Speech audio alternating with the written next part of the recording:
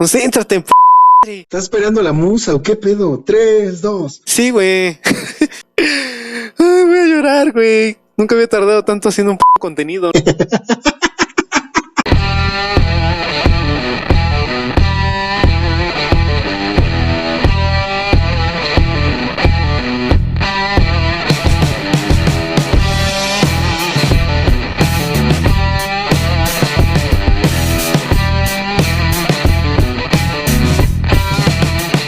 Hola, ¿qué tal amigos de Derecho en Fa? Los saludo con mucho, pero muchísimo gusto. Mi nombre es Fernando Cortés. Y bueno, estando en confinamiento, nos han llegado pues varios cuestionamientos a nuestras redes sociales. Sobre todo, ¿qué vamos a hacer cuando todo esto pase? Y para esto traemos un invitado que ya ha estado aquí en el primer podcast. Su nombre es Rodrigo Ortiz. ¿Cómo estás? Muchas gracias por la invitación, Fernando. Estamos aquí con mucho gusto para apoyar a los emprendedores. Exactamente. Y le acabas de dar al tema. Vamos a hablar del emprendimiento, pero el día de hoy vamos a hacerlo desde un enfoque diferente. Vamos literalmente, porque yo veo que como que no les cae el pinche 20 de que lo que tenemos que hacer hoy en día es emprender, ya no seguir con las mismas prácticas de hace mucho tiempo. Hay que emprender, hay que salir a buscar el negocio. Así es que el día de hoy vamos a hacerles una guía práctica para que paso por paso puedan tener su propia empresa. Entonces, pues sin más, empezamos. ¿Qué es lo primero que debemos de saber sobre este tema? Yo creo que es la educación financiera, ¿no, Rodrigo? Exactamente, es un concepto muy importante. Pero, o sea, a lo que vamos es que hay que definir, pues, a la educación. Bueno, más bien antes de definirla, hay que hacer como un breve paréntesis para poder decir que realmente en nuestro país, y ya lo dijimos en el primer podcast, no está al alcance de todos. Lamentablemente, la educación financiera no está al alcance de todos. Es más, cuando te preparan, ya sea en la escuela media superior, que es el bachiller, la prepa o inclusive la universidad, jamás está presente. O sea, a nadie nos inculcan eso. Pero en sí, ¿qué es la educación financiera, Rodrigo? Es esa manera en la que se entiende cómo se obtiene el dinero, cómo se administra y cómo se invierte. Básicamente es eso.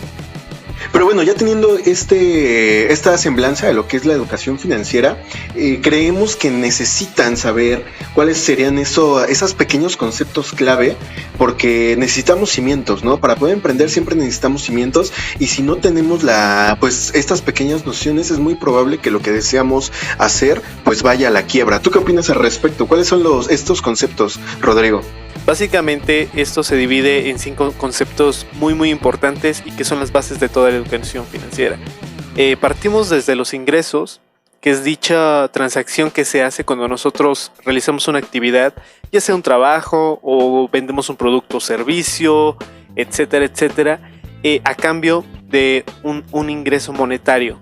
Es eso el ingreso, y es importante que lo tengan en mente, porque a veces estos conceptos los pasan por alto. Después de este primer concepto pasamos a los gastos. ¿Qué son los gastos? Bueno, es todo eso que necesitamos cubrir mes a mes para sostener nuestro nivel de vida. Todo lo que conlleve gastos médicos, de alimentación, de vestido, calzado, etcétera, son los gastos. Todo eso que se encarga de que nuestro nivel de vida esté a flote, ¿no? Después de eso llegan los ahorros. Los ahorros son esa parte que de nuestros ingresos destinamos a guardarlos, ya sea para nuestro retiro, para un fondo de emergencias y posiblemente para inversiones. Ajá, exacto. Acabas de tocar uno creo de los puntos fundamentales, ¿no? El ahorro. Básicamente yo creo que el ahorro está mal concebido por pues el grueso de la población, ¿no? Porque entienden al ahorro como una manera de sostener o de mantener su nivel de vida, pero a un futuro, ¿no? Pero sin embargo olvidan todo esto que es la devaluación, la depreciación de la moneda, la inflación, todo este tipo de cuestiones. Entonces yo creo que lo más inteligente sería buscar unas buenas inversiones, ¿no? Pero necesitaremos primero entender qué es una inversión. Así es que cuéntanos. Mira, te explico rápidamente. Como tú lo has dicho, cuando nosotros tenemos un fondo destinado a ahorro, ese dinero tiende a perder su valor y, como ya te lo había dicho, no está trabajando para nosotros. Simplemente es dinero que está ahí guardado y está estático sin hacer ningún movimiento. Al contrario de esto, Las inversiones se encargan de que ese dinero que nosotros hemos destinado empiece a generar más y más dinero, volviéndose de una manera rentable básicamente.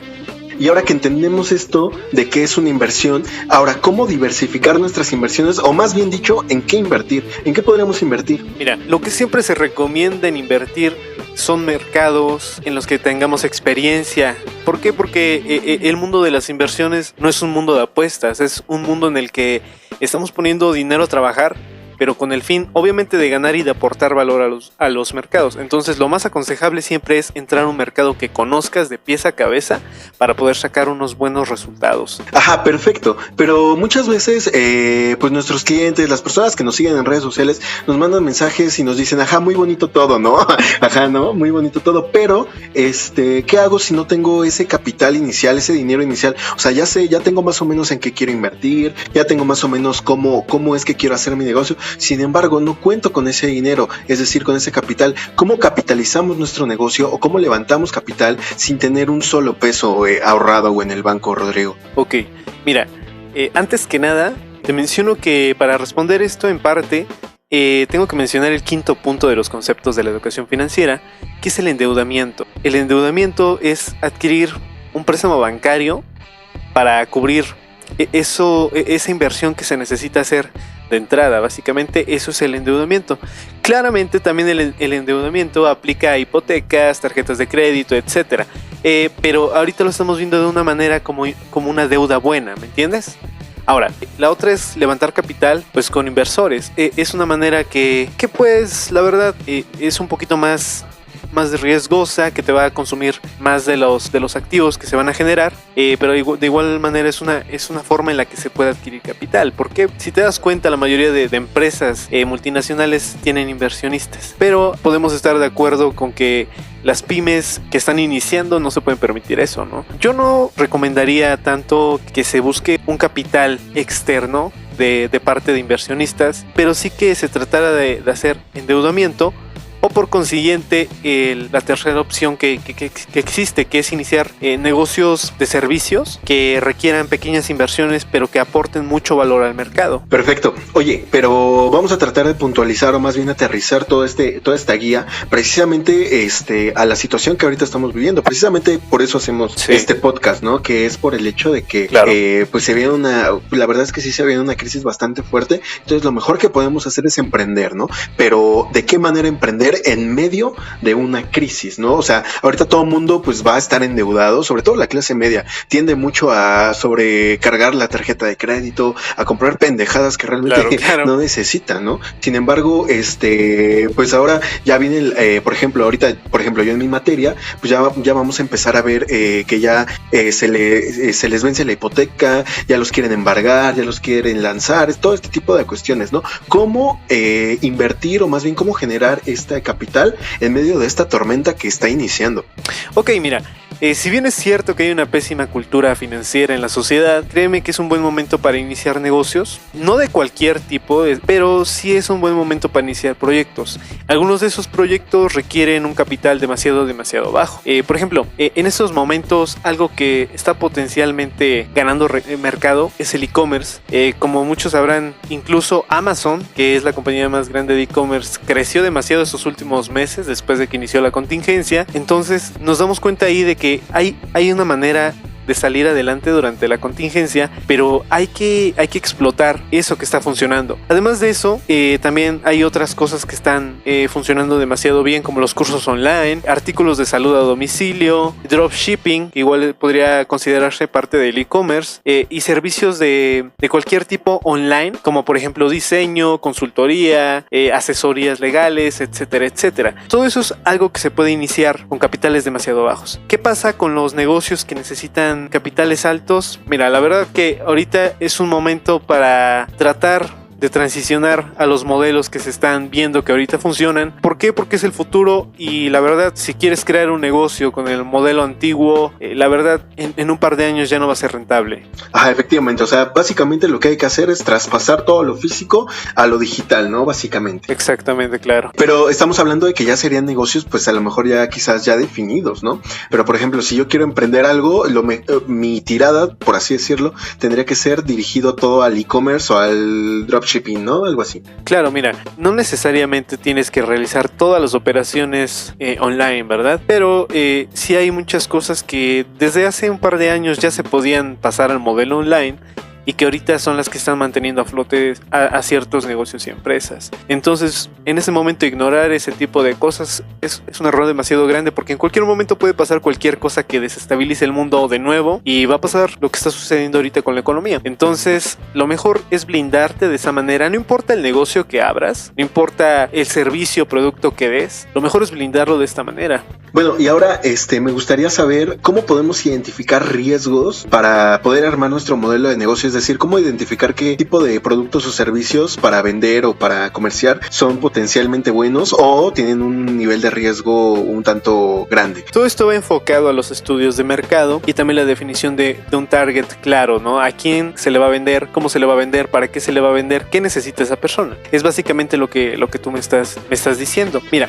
el estudio de mercado es algo un poco más que se tiene que llevar a detalle, pero a grandes rasgos se encarga de buscar en cierto grupo demográfico una necesidad latente que se pueda satisfacer a manera de crear un producto que obviamente satisfaga esa necesidad, pero a la vez también que sea rentable para la empresa y que el público esté totalmente dispuesto a pagar. Entonces aquí tenemos que identificar básicamente lo que son las necesidades de la gente, pero no las necesidades normales. Repetimos, ahorita viene una crisis, sino nos tendremos que enfocar a las nuevas necesidades que se han estado creando. Por ejemplo, pues todos estos servicios o equipo médico, todo este tipo de cuestiones, ¿no? Claro. Si bien es cierto que la mayoría de las necesidades humanas ya están cubiertas y ya todos esos productos que son necesarios para ello ya existen, también es una buena manera de entrar a los mercados mejorando un concepto o un producto. Entonces, no solamente hay que cerrarnos a lo que la gente desea de una manera lógica. Entonces, hay cosas que también se podría decir que se adquieren de manera emocional y que puede servir, ¿no? O sea, el mercado a veces es hostil y hay que estudiarlo demasiado, pero a veces hay ciertas cosas que siendo disruptivas y llenando cierta manera en el mercado en la que se hacía antes, puede ser producto estrella básicamente. Hay que recordar que a lo mejor la gente que nos está escuchando pues no tiene mucha familiaridad con todo este tipo de términos, ¿no? ¿Nos podrías decir qué es todo este tipo, por ejemplo, de target de mercado, disrupción de mercado, todos estos pequeños tecnicismos que nos acabas de decir? Ok, mira, el target es una palabra que proviene del inglés que significa objetivo. En negocios lo usamos para definir un público objetivo, un público definido de quién puede adquirir un servicio o producto. La disrupción de mercado, o también podríamos llamarlo diferenciación, es esa forma en la que nuestro producto o servicio va a satisfacer esa necesidad que está latente en el mercado, que tal vez ya había soluciones anteriores a ello, pero va a llegar a hacerlo de una manera totalmente distinta y que va a proponer muchísimo más valor. Ajá, perfecto, muchas gracias, pero creo que también hace rato mencionaste, bueno, creo que el e-commerce nos queda claro a todos, ¿no? Que es comercio electrónico, solamente que en inglés. Sin embargo, el dropshipping, ¿nos podrías hablar un poquito de él? El dropshipping está conglomerado dentro del e-commerce. ¿Por qué? Porque las operaciones se hacen totalmente online. Pero básicamente, a diferencia del e-commerce, vamos a definir el e-commerce a qué se dedica y el dropshipping a qué se dedica, ¿ok? Mira, e-commerce es la venta de productos online, pero que nosotros tenemos en un stock físico, o sea que tenemos nosotros ese producto, lo tenemos en una bodega, por ejemplo, y nosotros mismos nos encargamos de que una paquetería venga y lo lleve al cliente. A diferencia de eso, el dropshipping se encarga de ser nosotros el portal donde el cliente entra a realizar su pedido y nosotros tenemos una conexión con una empresa que es proveedora de dicho producto. Nosotros nos vamos a encargar de llevar ese tráfico de clientes al proveedor y él se va a encargar de todos los demás procesos, que son enviar el producto al cliente, toda la logística que conlleva ello, la experiencia del usuario, etcétera, etcétera, es totalmente de la empresa, es algo externo. El dropshipping, digamos que es una plataforma que crea cada persona. Ok, perfecto. O sea, básicamente me estás diciendo que somos como el puente entre el proveedor y el consumidor, ¿no? Sí, un intermediario. Perfecto. Bueno, pues yo creo que con esto acabamos la primera parte de lo que les queremos explicar, ¿no? Pero ahora vamos realmente a hacer nuestro modelo de negocio, ¿no? Para esto, ¿qué podríamos decir que es un modelo de negocio, Rodrigo? Mira, a grandes rasgos, un modelo de negocio es la definición de la manera en la que se va a desarrollar un producto dentro de un mercado. Conlleva varias cosas, por ejemplo, en qué canales se va a distribuir, cuáles son los ingresos, de dónde van a llegar los ingresos para el negocio o la empresa, también a quién está dirigido, etcétera, etcétera. Pero es básicamente eso, la manera en la que se va a desarrollar un producto dentro de un mercado. Perfecto. Entonces, para hacer nuestro modelo de negocio, tengo entendido que también tenemos que definir, obviamente, nuestro mercado potencial, nuestro mercado meta y, sobre todo, nuestro nicho de mercado. ¿Qué es un nicho de mercado? Mira, hay una ligera confusión de lo que es mercado y lo que es nicho de mercado, porque se ha usado mal y la verdad es que causa demasiada confusión en la gente y a veces no lo entienden. Mira, definamos mercado. Mercado es una parte en general de una categoría de servicios o productos, pero como te lo digo, general. Por ejemplo, el mercado podría ser de los restaurantes. Ese es el mercado, un mercado general enorme, pero que es un nicho de mercado, es un segmento más específico. Por ejemplo, tú puedes ser el dueño de un restaurante, estás dentro del mercado de los restaurantes, pero tu nicho de mercado puede ser la comida tailandesa, por ejemplo. Ajá, ok. Eso se refiere a un público un poquito más específico y a un producto y servicio aún más específico. Y entonces podemos agregar bastantes categorías para poder crear un nicho de mercado, ¿no? Por supuesto. Por ejemplo, podríamos decir entonces que si queremos definir más nuestro nicho de mercado, podríamos hacer, por ejemplo, no dedicarnos a la comida, tener un restaurante, pero además de ser comida tailandesa, tiene que ser, pues yo que sé, vegetariana, ¿no? Por ejemplo, ¿no? Claro, y mira, como te decía, de los mercados se extienden los nichos, pero también hay subnichos, como tú lo comentas. Incluso hay ocasiones en las que se crean nuevos nichos en mercados. Ahí estamos hablando de cierta disrupción dentro del mercado, básicamente. A ver, cuéntame un poquito acerca de eso, porfa. Te voy a poner un ejemplo muy puntual. Hablemos de nuevo de un mercado en específico. Vamos a poner un ejemplo a los automóviles. Los automóviles, como tú sabes, pues han sido motorizados por combustibles y todo este tipo de energía. Y en cierto momento llegó Elon Musk con Tesla a romper ese mercado. ¿Pero de qué manera lo hizo? Bueno, como te decía, el mercado es de los automóviles, pero ya existían nichos dentro de él. Por ejemplo, de los autos deportivos, de los autos de lujo, de los autos utilitarios, de los autos que son más para uso del diario, uso citadino, etc. Pero no había en específico un segmento, una marca que se dedicara a ese segmento de los autos eléctricos. Por ejemplo, algunos fabricantes de autos muy populares como Nissan tienen ciertos modelos eléctricos, incluso híbridos, pero como te repito, no están al 100% en ese mercado. ¿Qué pasa cuando llega Tesla? Pues cualquiera se hubiera imaginado que tal vez era una locura. ¿Por qué? Porque si el mercado es tan extenso y hay tanta gente consumiendo ese tipo de autos que son comunes, digámoslo así, ¿cómo se iba a defender una nueva compañía que se dedicaba solamente a crear autos eléctricos? Ahí es donde entra la disrupción en el mercado. Llega Tesla, cambia todo, incluye demasiada tecnología en sus autos, demasiada seguridad como autopilot de ese sistema, etcétera, y simplemente llegó a romper la cabeza de todos los espectadores. Sí, te entiendo. Entonces a eso nos referimos, ¿no? Cuando podemos decir que podemos crear nuevos nichos de mercado, ¿no? Pero el problema sería cómo identificarlos, ¿no? O sea, cómo sé que debe de haber tal nicho, ¿no? Mira, volviendo otra vez a lo del target, siempre, y esto es una verdad que yo la creo firmemente y que también la aconsejo, es que siempre hay algo, siempre hay un hueco en el mercado que no ha sido cubierto. Ya sea que no ha sido cubierta la necesidad principal o las necesidades secundarias que se generan aunado a ello, ¿no? Mira, ¿cómo nosotros sabemos que hay una necesidad latente? Usando otra vez el ejemplo de Tesla, nosotros sabemos que mucha gente no usaba este tipo de autos aunque lo fabricaran marcas ya reconocidas o populares. Pero ¿qué pasa? Que si bien es una necesidad la transportación para facilitar ciertas actividades, de manera colateral hay ciertos aspectos que ya tenía alguien que llegar al mercado y decir, basta, vamos a cambiar las cosas, cómo funciona este mercado de los autos. ¿Qué pasaba? Pues bueno, todos sabemos que el futuro son los autos eléctricos, porque la energía puede traerse de una manera distinta, porque puede ser más rentable en costos, etcétera. Pero ¿qué pasó?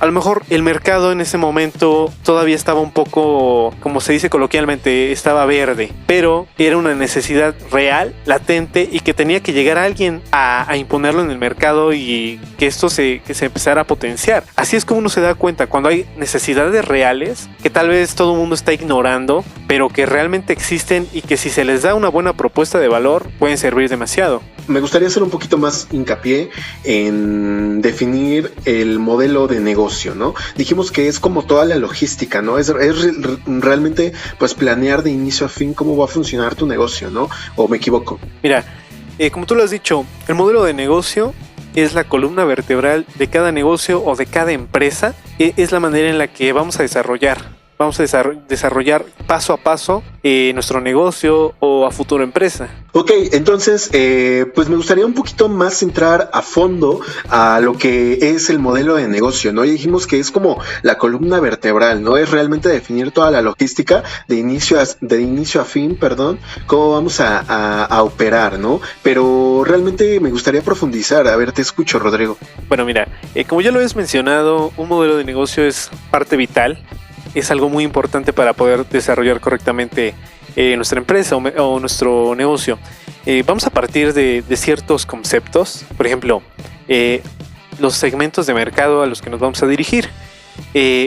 Existen varios tipos de mercado, como es un mercado masivo, un nicho de mercado, segmentos, un mercado diversificado y los mercados multilaterales. Vamos a definir cada uno de estos y vamos a comenzar con el mercado masivo. El mercado masivo está enfocado a una línea de productos que puede entrar en un público demasiado amplio. Puede ser productos de primera necesidad, todo ese tipo de cosas que la gente puede comprar a grandes cantidades. Después se encuentra... Como papel higiénico, ¿no? Ajá, como papel higiénico. Pinches idiotas. Ajá. El nicho de mercado, como ya te había comentado, está dirigido a un público más específico. Dentro de todo el mercado general, pues va a una comunidad más pequeña con una necesidad mucho más segmentada. Y también quiero hacer hincapié, pues que ese contenido que estamos creando no es para boomers, porque para empezar a crear un modelo de negocio y todo eso, al menos tienes que saber cómo encender una computadora, cómo abrir el Word, ¿me entiendes?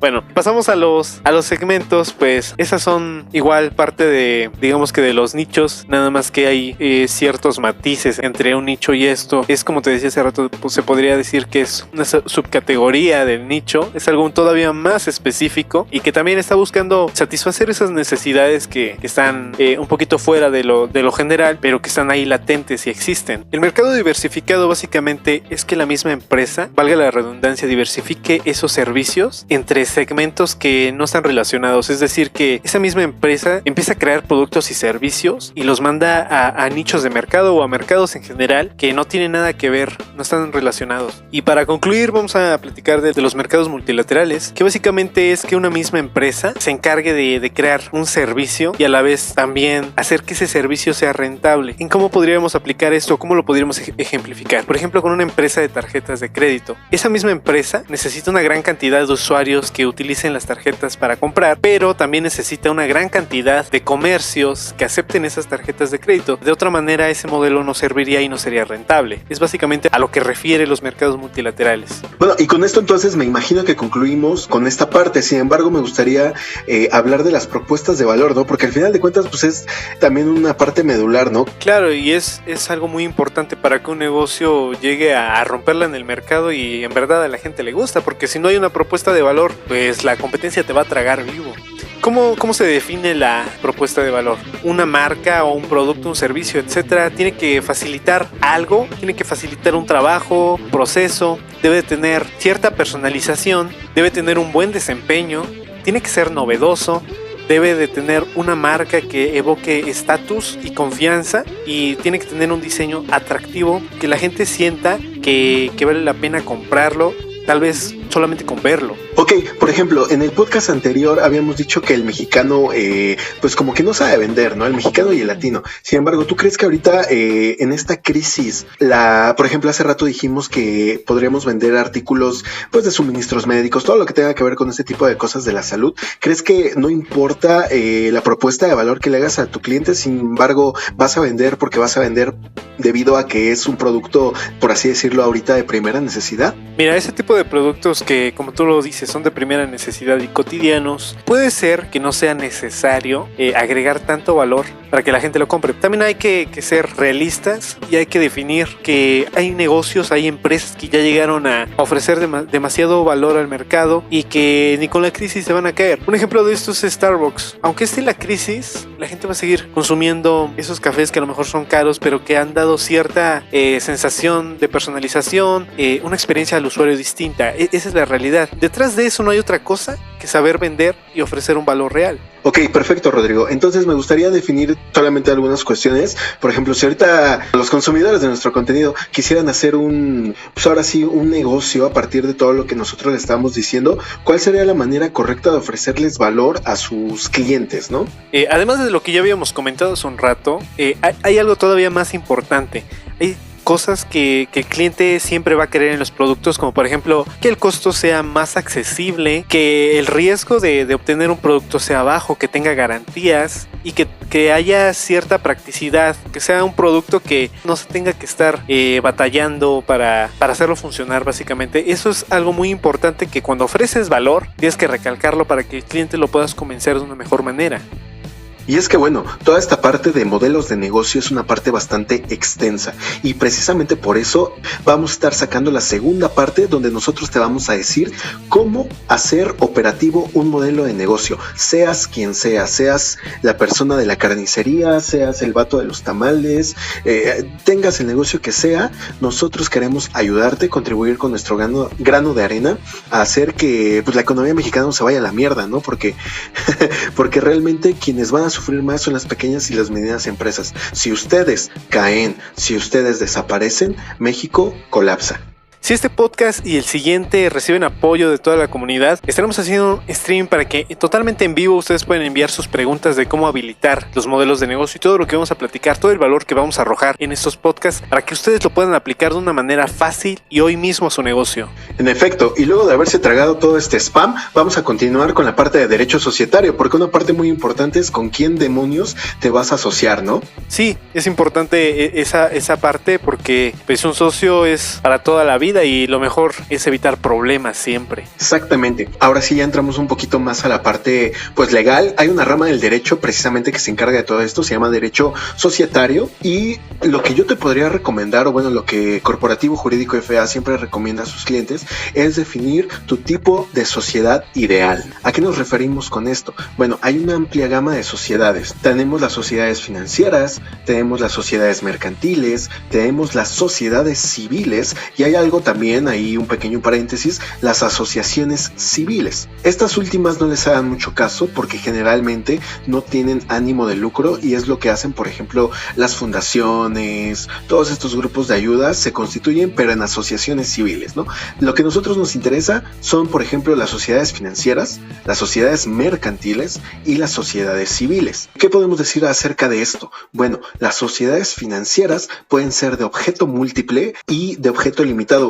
Y es que aquí no hay una forma de ser menos técnico, pero lo que sí les puedo decir es que lo más viable siempre es constituirse en la modalidad de sociedad mercantil. Ya saben, sociedad anónima de capital variable, sociedad en comandita simple, de responsabilidad limitada. Realmente la Ley General de Sociedades Mercantiles establece muchos supuestos. A esto es a lo que voy, a definir tu sociedad ideal, dependiendo de tu giro. Por ejemplo, si eres, una aseguradora, si eres todo este tipo de entidades crediticias, bueno, obviamente lo mejor para ti va a ser una sociedad financiera, ¿no? Pero si, por ejemplo, como lo dijimos hace rato, tú te dedicas, yo que sé, a los restaurantes, a cualquier otra cosa que no implique algo financiero, pues lo que te recomendamos, obviamente, es una sociedad mercantil. En este caso, sociedad anónima de capital variable, ¿no? Básicamente, esto es lo que nosotros les decimos a nuestros clientes, ¿no? Definan su sociedad ideal, pero para definir tu sociedad ideal o para elegirla, previamente tienes que haber definido tu modelo de negocio, haber identificado tu mercado potencial, es decir, saber tu giro, qué vas a hacer, ¿no? Para que nosotros como abogados te podamos decir, mira, esta te conviene o esta no, o mira, te vamos a constituir así o te vamos a constituir así, ¿no? Ya en el momento en el que tú definiste tu sociedad ideal, el siguiente paso sería ya hacer tu acta constitutiva y elevarla a escritura pública. ¿Esto qué es? Simplemente haces, por así decirlo, un contrato, ¿no? Que es la acta constitutiva, en el que tú vas a expresar realmente cómo va a funcionar tu empresa, cómo se va a llamar, qué tipo de sociedad vas a constituir, cuánto capital van a aportar los socios, el nombre de los socios, a qué se van a dedicar cada uno. Tienes que especificarlo completamente bien. ¿Para qué? Para que después vayas con un notario y entonces tú platiques con él y ya entonces eso se haga una escritura pública. Y ya en ese momento tú ya estás constituido. Es muy importante esta información que estás mencionando, porque la verdad nos pasó a muchos como emprendedores que ya teníamos listo el modelo de negocio, ya estábamos incluso en operaciones, ya había ciertos ingresos, pero no conocemos esta parte legal de cómo constituirnos, de cómo deberíamos de asociarnos dependiendo del giro. Es un tema que yo considero extenso y que seguramente a muchos emprendedores les va a llamar la atención y lo van a necesitar para poder aplicar de manera correcta a sus negocios. Sí, por supuesto, esto es una parte muy extensa, pero esto ya se tiene que tomar ya con un modelo de negocio ya definido, para que entonces nosotros podamos empezar a trabajar sobre eso. Aquí necesito que se queden con dos cosas: una, definir tu sociedad ideal, y dos, elevarlo a escritura pública, porque si no tienes ese documento es como si no estuvieras constituido, y obviamente pues no eres susceptible de declarar ante Hacienda, obviamente tampoco vas a poder expedir facturas, y realmente es un requerimiento, ¿no? O sea, realmente no vas a poder hacer mucho si no estás constituido. Y bueno, ya que hablamos del derecho societario, a manera de conclusión, Rodrigo Ortiz, en este primer podcast de los que vamos a estar haciendo, ¿qué les das a los emprendedores?